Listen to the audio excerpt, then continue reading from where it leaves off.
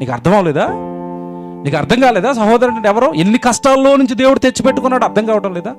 చచ్చి బతికాడని అంటారు కదా. నీ కొడుకు నీ కళ్ళ ముందే అపాయంలోకి చచ్చిపోయే స్థితికి వెళ్ళిపోయి లారీ కింద పడిపోయి ఇంకా చచ్చిపోతాడన్న టైంలో ఎవడన్నా బతికిస్తే ఎత్తేసుకుంటావే, ముద్దాడేస్తావే, చావు నుండి తప్పించేస్తాడని, చావు నుండి తప్పించుకున్నాడండి అని ఏడ్చేస్తావు కదా వాడిని పట్టుకుని. అలాగే ఏడుస్తున్నాడు సంఘంలోకి వచ్చిన ఒక బిడ్డ గురించి దేవుడు.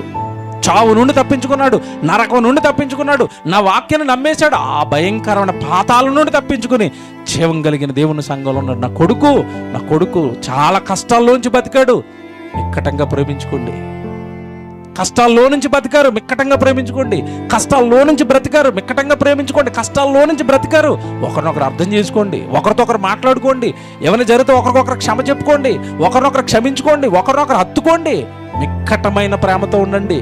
పాతాళానికి దగ్గరగా ఉండి, పాతాళానికి పోయాడు, ఇక చచ్చిపోయాడు అనుకున్న వాడు ఏదో ఒక రోజు ఒక ప్రసంగం విని అలా అగ్నిగుండానికి వెళ్ళవలసిన వాడు ఇలాగా జీవానికి వచ్చేసాడు. చచ్చి బతికాడు వాడు, చావుకు దగ్గరై బతికాడు, నరకానికి దగ్గరై బతికాడు. ప్రేమించండి వాడిని.